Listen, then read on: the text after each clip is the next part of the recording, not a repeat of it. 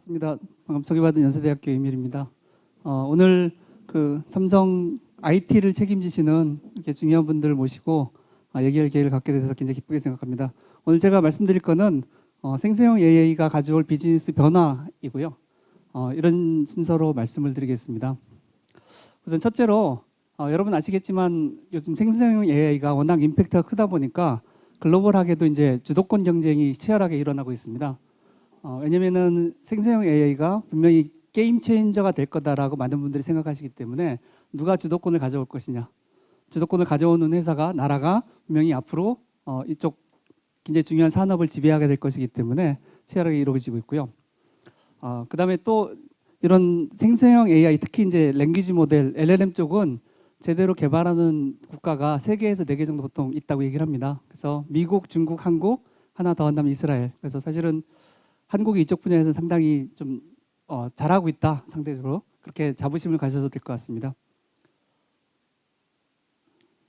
그리고 우리나라에서 이제 생성형 AI 쪽이 어떻게 지금 진행되고 있는지 잠깐 살펴보면요. 많은 회사에서 이쪽으로 굉장히 자원을 많이 투입하고 있는데 회사별로 조금씩 방향이 다른 것 같습니다. 예를 들어서 네이버는 여러분 잘 아시는 하이퍼클러버 X 얼마 전에 발표를 했죠. 그래서 이제 소위 말하는 일반 제너럴 AI, LLM 쪽을 지향하는 것 같고요. 카카오도 비슷하게 제너럴 LLM을 지향해서 코GPT 기반 서비스 출시 예정이고요.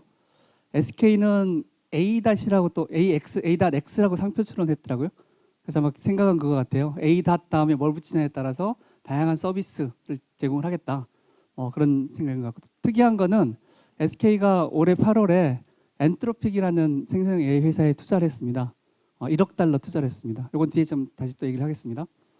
KT가 조금 특이한데요. KT는 소위 말해서 풀스택 AI를 지금 지향하고 있습니다. 다시 말하면 AI 반도체 회사인 리벨리온에도 투자하고요. 그 다음에 AI 인프라 소프트웨어, 그러니까 쿠다 경쟁한다고 생각될 겁니다. 그 회사에도 투자하고요. 당연히 자기들 LLM도 개발하고요. 그래서 이제 총 밑에서부터 위까지 풀스택을 하겠다는 걸 지향을 하고 있습니다. 그리고 뭐 삼성은 아마 소장님께서 말씀을 잘 해주실 것 같고요. 그리고 스타트업으로 이제 오늘 또 말씀을 해주신 리튼 테크놀로지라든지 솔트룩스라든지 이런 회사들이 좀 이 니치 마켓 내지는 특화된 분야에 굉장히 많은 노력들을 하고 있습니다. 그리고 이제 우리가 좀 잠깐 생각을 해볼 게 챗 GPT가 게임 체인저라고 얘기를 하는데 왜 게임 체인저일까? 좀 생각을 해볼 필요가 있습니다. 우선 많은 분들이 아시겠지만 챗 GPT는 GPT뿐만 아니고요. 거기에 몇 가지 기술이 결합이 되어 있습니다. 그래서 GPT는 텍스트를 만들어내는 거고요. 근데 이것만 가지고는 질문 응답이 안 됩니다. 그래서 뭘 하느냐? 적절한 질문과 답을 매칭을 시켜주는 강화학습을 또 시켰잖아요. 한 1년 동안. 그래서 이걸 함으로 두 번째를 함으로써 비로소 사람이 질문하면 답을 할 수 있게 된 거예요. 원래 GPT는 사람이 질문해도 답을 잘 못합니다. 질문에 이어서 비슷한 질문을 할 뿐이지. 거기다 또 뭐냐면 한 사람과의 컨버세이션을 기억하는 컨버세이션 매니지먼트. 내가 뭐 질문하고 답하고 거기에 이어서 이거 말고 다른 거 뭐 없어? 하면 이제 앞에 뭐 얘기했는지 기억하고 하는 요거 이제 이런 것들이 이루어진 거죠. 그래서 이 종합적인 결과로 뭐가 됐느냐? AI를 누구나 쓸 수 있게 만든 게 챗 GPT입니다. 그래서 이게 뭐 별거 아니라고 생각할 수도 있는데요. 생각해 보시면 여러분들 인터넷 혁명이 왜 시작됐느냐? TCP/IP 기술이 세상에 등장하자마자 시작된 게 아니잖아요. 많은 사람들이 웹 브라우저라는 걸 통해서 많은 사람들이 쓸 수 있게 되면서 혁명이 시작됐듯이 비슷한 현상이라고 저는 생각을 합니다. 그리고 또 하나 생각을 해볼 게 챗 GPT가 다루는 분야가 언어입니다. 근데 인간의 지능이라는 게 결국 AI라는 게 사람의 지능을 흉내내는 거잖아요. 그러면 사람의 지능이 어떤 분야를 AI가 좀 따라서 흉내를 하고 내고 있느냐 살펴보면 인간의 지능이 몇 가지로 구성이 된다고 생각합니다. 계산 부분이 있고요. 그러니까 계량적인 논리적인 부분이 있고, 그 다음에 인지가 있습니다. 시각, 청각, 뭘 보고 느끼는 거. 그 다음에 거기 뭐 다른 것도 있습니다. 감정도 있고, 그 다음에 이념, 뭐 판단, 이런 거 직관 뭐 이런 게 있습니다. 그리고 요거를 다 이어주는 게 뭐냐면은 바로 언어입니다. 근데 이 중에서 계산 쪽은 이미 컴퓨터가 등장할 때부터 인간을 넘어섰어요. 계산 너무 잘하죠. 그리고 인지 쪽도 요즘에 AI가 발전하면서 상당히 발전했습니다. 근데 가장 상대적으로 뒤처져 있던 게 뭐냐면 언어 쪽이에요. 여러분 기억하시겠지만 챗GPT 이전에 언어 AI 처리 굉장히 못했습니다. 근데 챗GPT가 나오면서 트랜스포머죠, 정확하게는 트랜스포머가 나오면서 챗GPT 이런 것들이 개발되면서 이게 굉장히 발전을 하고 결국은 이게 여태까지 떨어져 있던 서로 다른 분야의 지능들을 이어준 역할을 할 거다. 그런 의미에서 굉장히 임팩트가 크다고 생각을 하는 겁니다.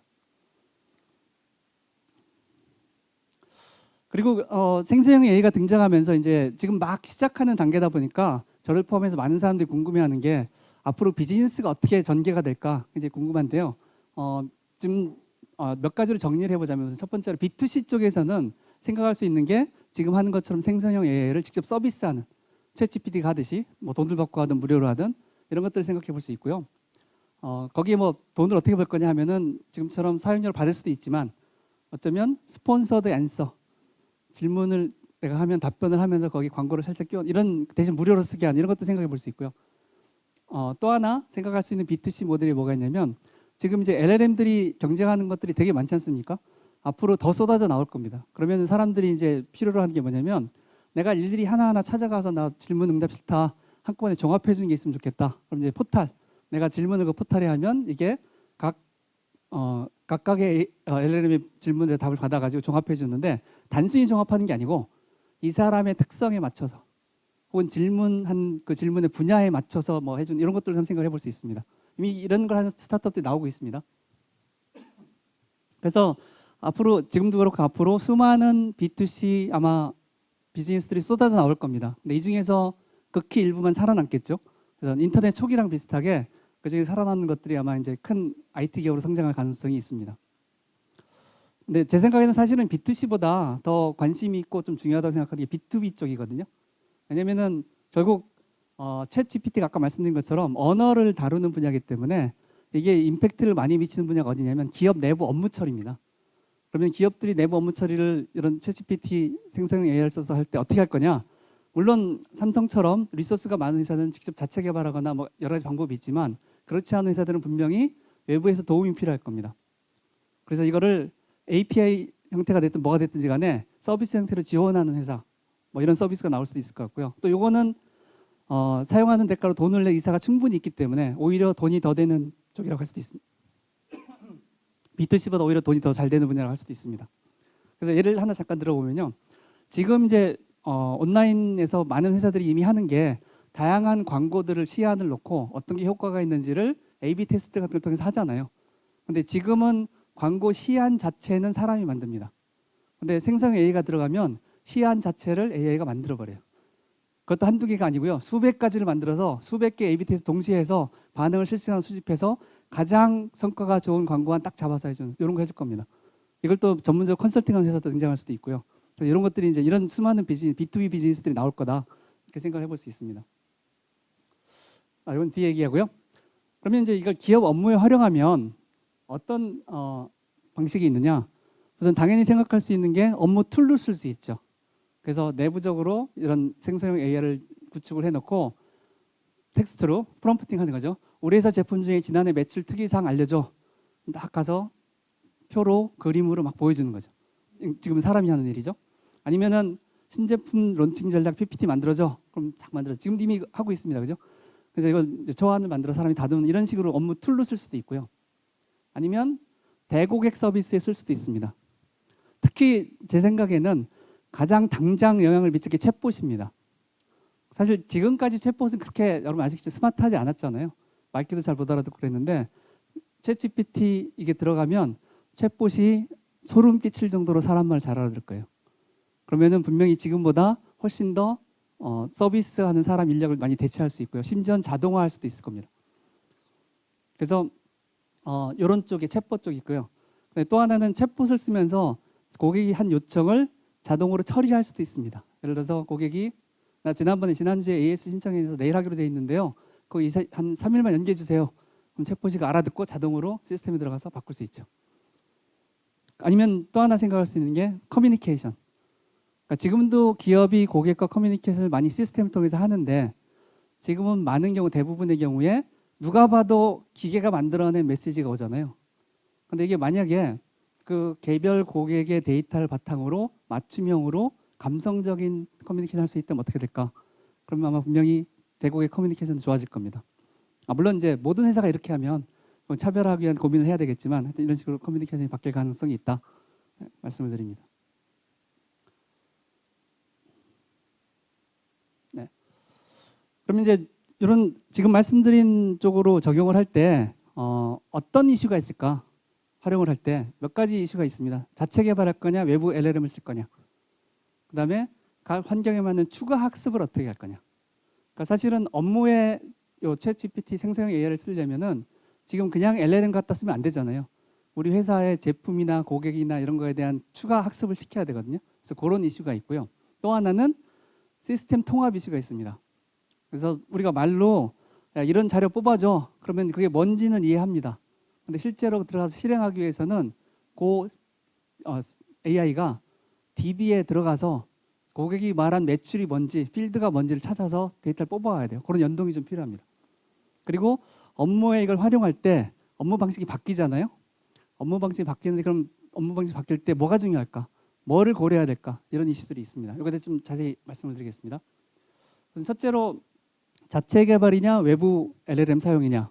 당연히 자체 개발하면 장점이 기술력도 확보할 수 있고 그다음에 맞춤형도 쉽고 커스터마이제이션 용이하고 보안 우려도 없고 이런 장점들이 있습니다. 근데 반대로 외부 LLM을 사용하면 최신의 LLM을 쓸 수 있죠. 그러니까 성능이 일반적으로 좋습니다. 그리고 이제 보안 문제가 있어도 만약에 외부 LLM을 써서 보안 문제가 있다 걱정이 되면 이거를 별도로 클라우드에 하나 인스턴스를 넣어가지고 뭐 사용할 수도 있습니다. 그래서 그런 식으로 보안 문제도 조금은 해결할 수 있다 이렇게 보는 거고요.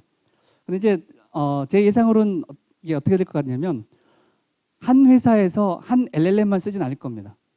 왜냐하면 생각해 보시면 LLM을 사용하는 업무 종류가 많잖아요. 예를 들어서 지식이 필요한 거, 정보가 필요한 LLM 사용이 있고요. 아니면 아까 말씀드린 것처럼 내가 내리는 명령을 잘 알아들어서 실행하는 LLM이 있습니다. 두 개는 성격이 많이 다릅니다.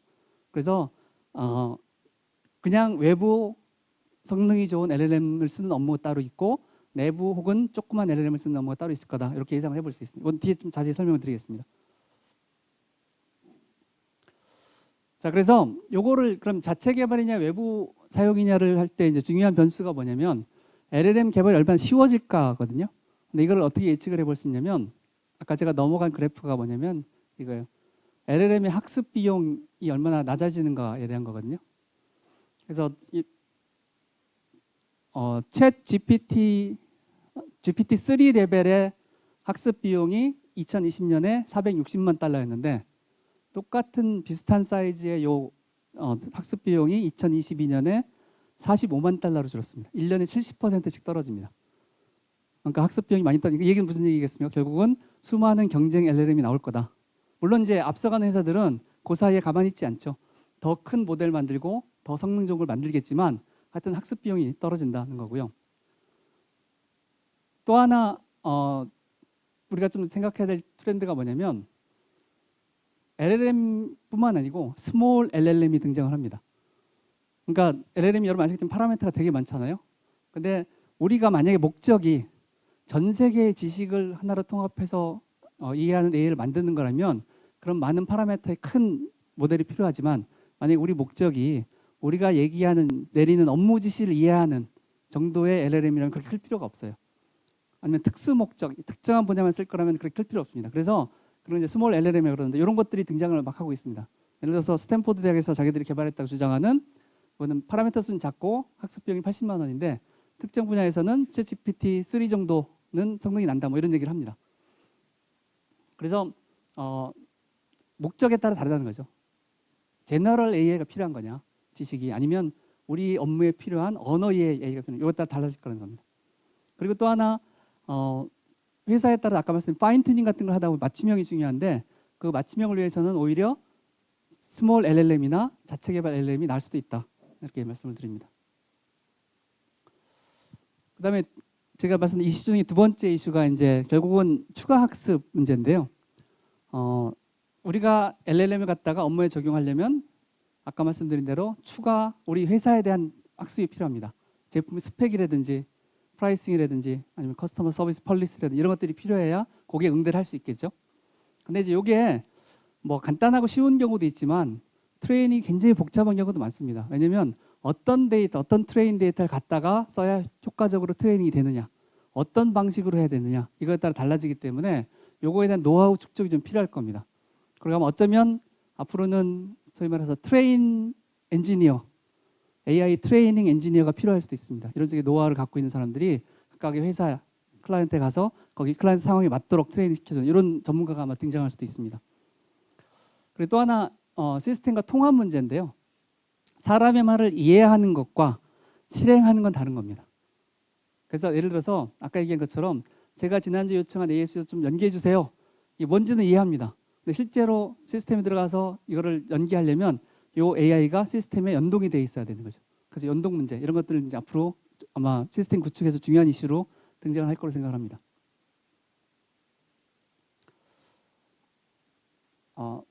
그 다음에 업무하고 통합 방식인데요. 자, 여러분들이 아마 여러분들 잘 이해하시겠지만 생성형 AI, 특히 챗GPT는 언어 모델입니다. 무슨 얘기냐면 이게 학습한 거는 단어들 사이의 관계, 패턴이에요. 그러다 보니까 우리가 질문을 하면 이 질문 다음에 오면 제일 적절할 것 같은 텍스트를 만들어냅니다. 얘는 이게 무슨 뜻인지도 몰라요. 만들어낼 뿐이죠. 그러다 보니까 어떤 이슈가 있냐면 어떤 업무는 그거로 충분합니다. 뭐에 대해서 전반적인 거 물어보거나 아니면은 좀 일반적인 뭐 말로 기획안이라든지 이런 걸 할 때는 문제가 없는데 정확한 게 필요할 때가 있습니다.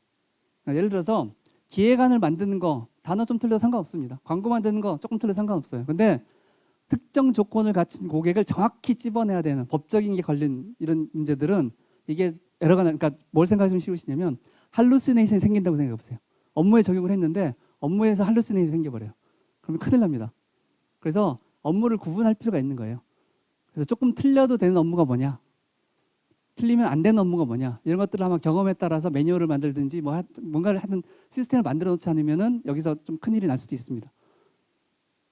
그리고 예, 그러니까 이렇게 되는 거죠. 이 업무는 그냥 AI가 한 거 아웃풋 그대로 써도 돼. 이거는 사람이 반드시 검수해야 돼. 이거는 반드시 사람이 해야 돼. 이런 것들이 이제 구분이 돼야 되는 거죠. 자, 그러면은 앞으로 좀 기술 트렌드를 좀 몇 가지를 좀 설명을 드려보겠습니다. 오픈 AI의 그 샘 올트먼 CEO가 뭐라고 얘기했냐면 초거대 AI 시대는 끝났다. 챗 GPT-5는 없을 것이다. 근데 이거를 그대로 액면 그대로 받아들이시면 안 되고, 이거 의미가 뭐냐면 자기들이 챗 GPT-5를 안 만들겠다는 얘기가 아니고요. 자기들이 만들긴 만드는데 챗 GPT-5는 여태까지 2, 3, 4 이렇게 지나가는 것, 발전한 것처럼 단순히 파라미터 수를 늘려서 성능을 계산하는 방식이 아닐 것이다라는 얘기예요. 무슨 얘기냐면 파라미터를 늘려서 성능을 계산하는 시대는 끝났다는 거예요. 이게 왜 그러냐면 이게 거대 초거대 AI도 체감이 좀 돼요. 체감 효과가 있습니다. 효과 왜 아시죠? 경제학에서만 유명한. 그래서 지금까지는 파라미터를 늘리는 거에 거의 비례해서 성능이 올라갔는데 어느 정도 한계에 도달한 겁니다. 더 이상 이게 파라미터 수에 늘리는 거에 비례해서 올라가진 않는다. 그러면 어떻게 되느냐? 결국은 파라미터 수를 늘리는 게 아니고 다른 방식으로 성능을 개선할 거다. 트레이닝 데이터라든지 뭐 이런 것들을 해서 성능을 올릴 것이라고 예상을 해볼 수 있습니다. 마찬가지로 요 구글 코히어라고 유명한 스타트업, 이분도 앞으로 LLM의 개선은 파라미터 증가보다는 다른 방향으로 이런 얘기를 한 거죠.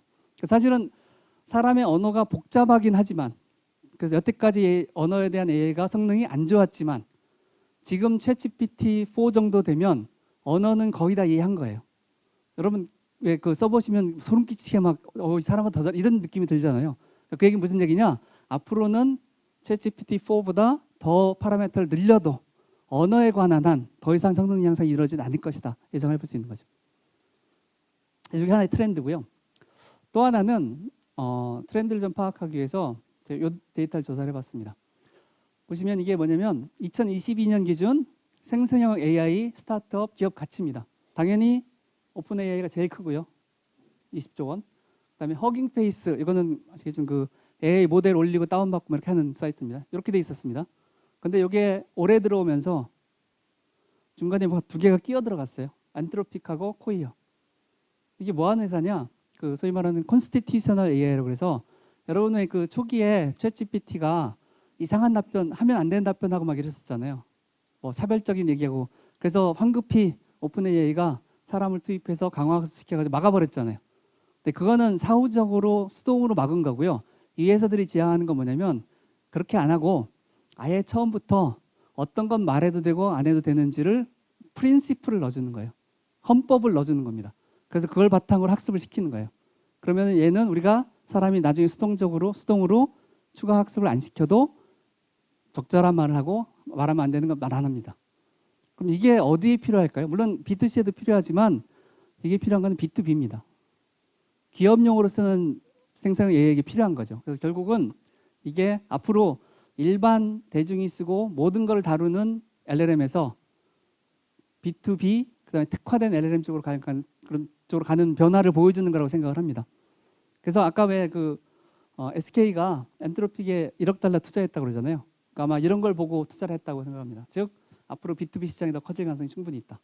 그래서 거기서 추가로 좀 말씀을 드리면 자 그럼 B2C 시장은 어떻게 될 거냐? 어떤 분들은 이런 예상을 합니다. 처음에 인터넷에 등장하면서 구글이 나와서 시장을 그냥 쓸어버렸던 것처럼 성능이 좋은 생성형 AI가 나오면 시장을 쓸어버릴 수도 있지 않을까? 저는 그 가능성이 별로 없다고 봅니다. 왜냐하면 검색 엔진하고 생성형 AI는 다릅니다. 검색 엔진은 연결이 중요하거든요. 근데 생성형 AI는 컨텐츠의 질이 중요합니다.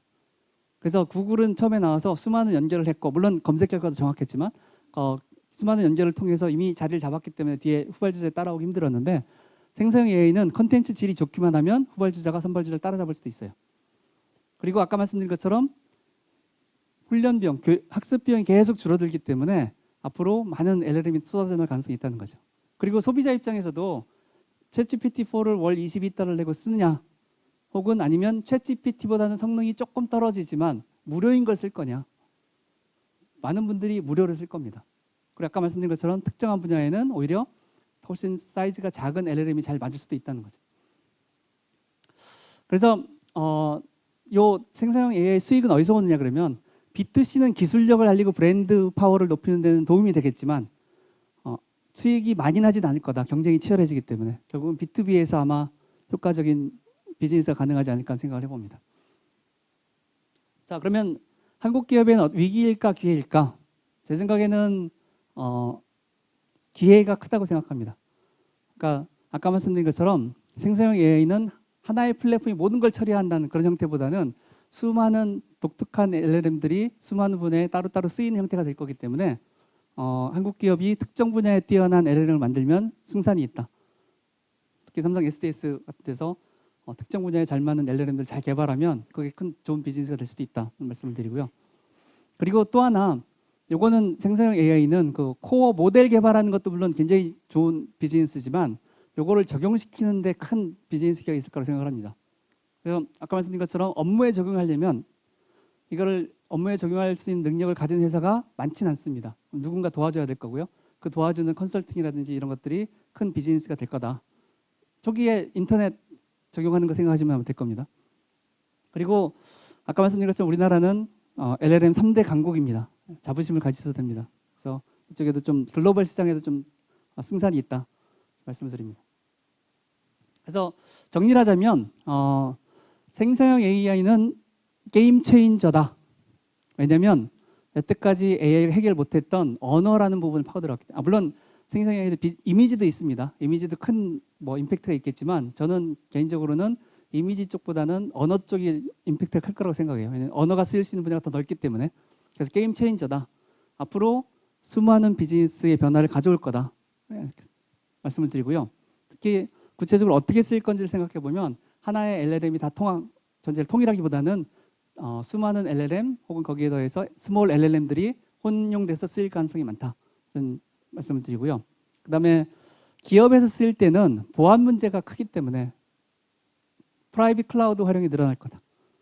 그러니까 우리 회사에서 LLM이 필요하다면 우리 회사의 프라이빗 클라우드에 LLM을 넣어놓고 사용하는 형태 그런 게 일반적인 사용 방식이 될 가능성이 있다. 말씀을 드리고요. 그래서 이제는 여러분도 느끼시겠지만 작년에 챗GPT 나왔을 때 사람들이 와 하고 막 놀라고 막 신기해하고 그런 단계 지났습니다. 이제는 어떻게 할 건지 기업에 이걸 어떻게 적용할지를 고민하는 단계가 있고요.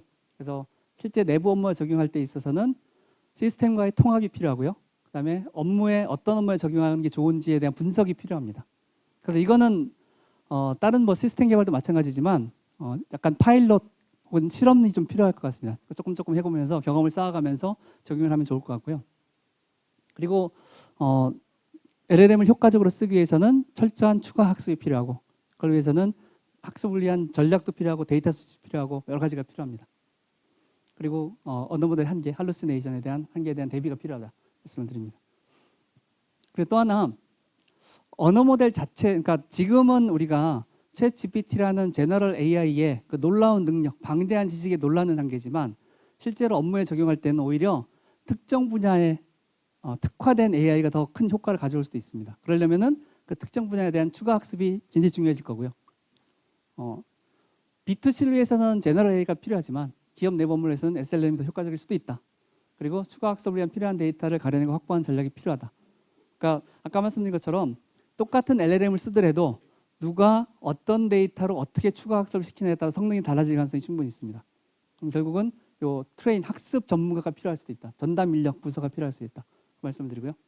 그리고 결국은 추가 학습 시키는 데이터가 경쟁사가 못 가진 데이터를 우리가 갖고 있다. 그거를 추가 학습 시켰다. 그러면 우리 LLM이 경쟁사보다 좋아집니다.